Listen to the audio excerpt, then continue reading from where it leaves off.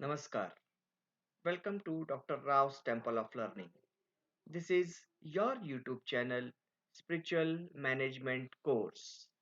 Today we are discussing part 2 of the small independent discourse entitled as Differentiate between external and eternal world. Yes, this is Dr. A.P. Rao, Vice President, Telecom Division, HPLI Private Limited, MIDC, Ranjangaon, Maharashtra, India. So, welcome to the part 2 of the independent discourse differentiate between external and eternal world.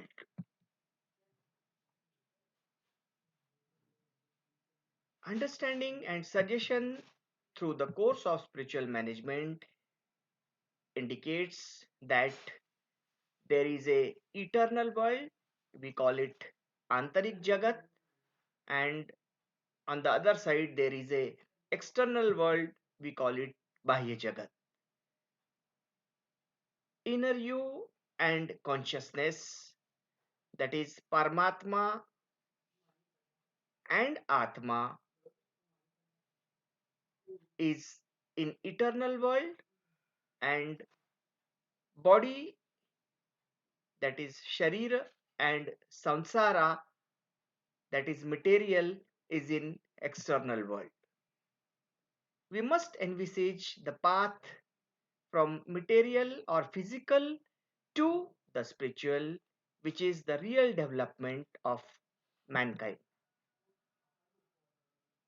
And moreover, this is not provided or bestowed by the nature to other animals, that is other than the humans. The humans can understand that body and samsara are external and soul and spirit are eternal. So we need to learn about journey from physical you to spiritual you. That is what is the spiritual management approach. The summary of part 1 says we have seen microscopic and macroscopic analysis about our internal and external world in part 1, that there is eternal world which is within us in our thoughts.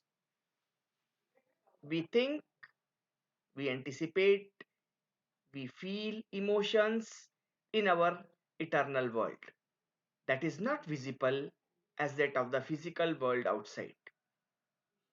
Then we have seen that there is a external physical world which we can see through our open eyes.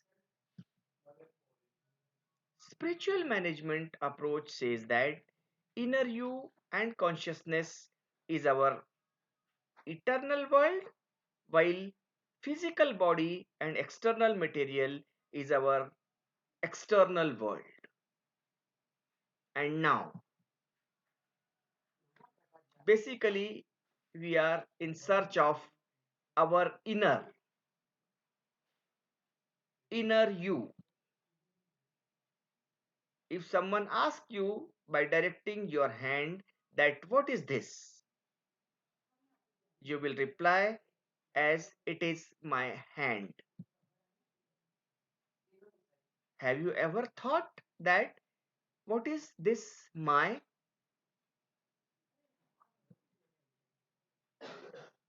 Who is this me for whom you have said my? For the hand, you said my hand. And moreover, who said this my for the body?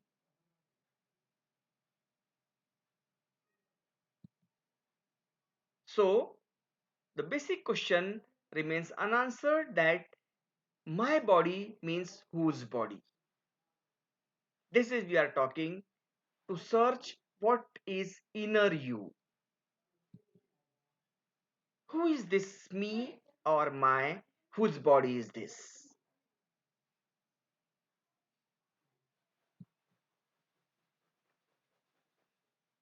Why do we say that we are like onion? When we remove layers of an onion one after one, there remains nothing. So, onion is a combination or sum of all layers into its shape. So is our human body. As we have seen in part first, that we are the combination of physical body, that is bhautik sharir, subtle body, that is sukshma sharir, and spiritual body, that is adhyatmic sharir, in its own plane or dimension. The dimension of the three are different. The same is true about the life, which is the combination of matter and energy.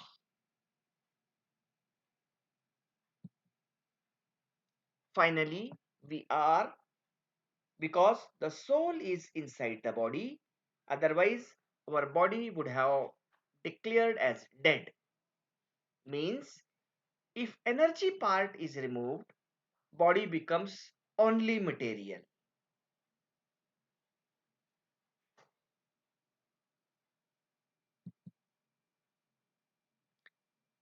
What the Indian mythology says,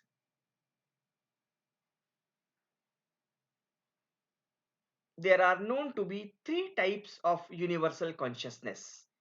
We call it Sarvabhaumik Chetna in the space around us. Indian mythology, which is nothing but a science, says we are already connected to the universal consciousness through our subconscious mind.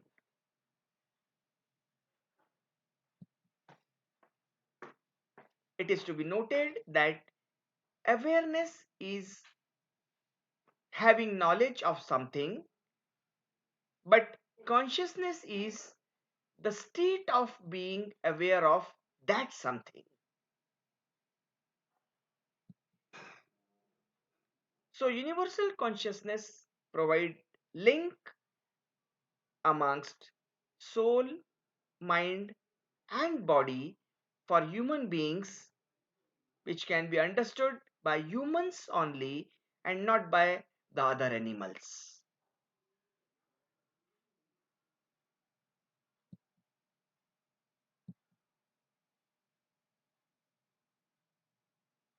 Soul, mind and body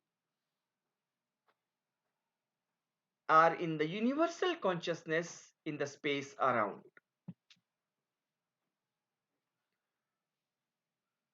The three used to be in universal consciousness in space around us as seen in the picture. The soul provide concentration to the mind and breathing to the body, due to which we say we are alive. In Indian mythology, they say consciousness is soul.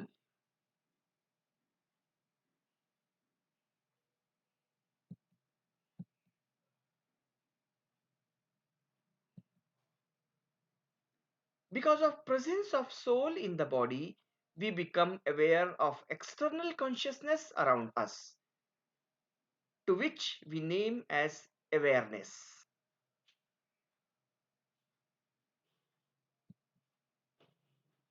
This external stimuli includes seeing the light from the sun, feeling the warmth of a room, hearing a voice of a friend, etc. etc.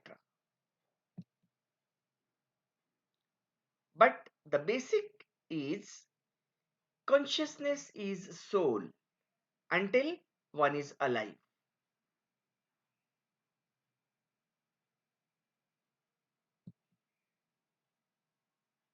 And after the death of a body, there remains only consciousness, that is universal consciousness.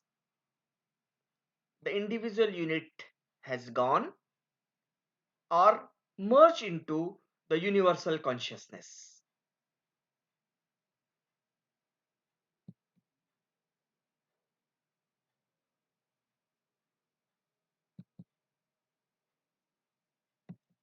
Western researchers have researched that consciousness may remain present even in the absence of matter. They are saying that even after the death of our body, our energy packet, our soul remains present in space in the consciousness field.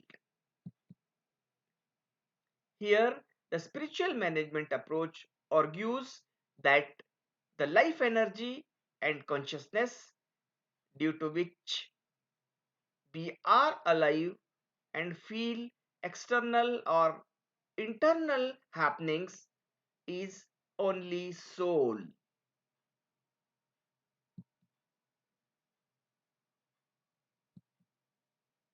This small quantum of energy that makes our sense active is only soul. Spiritual management approach says if one is quiet or calm in the mind, the soul starts speaking.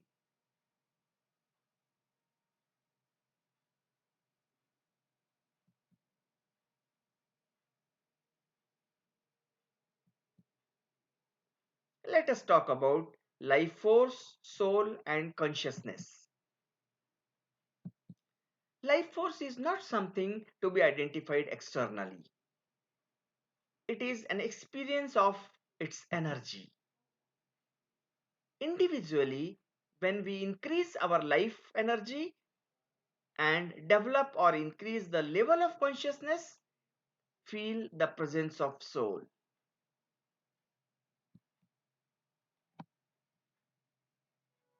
Spiritual management approach suggests us to consider ourselves as the soul, not only the body or the material.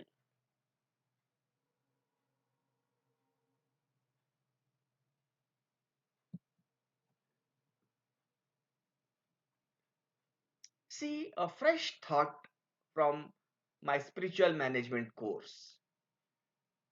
The body is only a means for you to be on this planet Earth for some purpose. May or may not be known to you.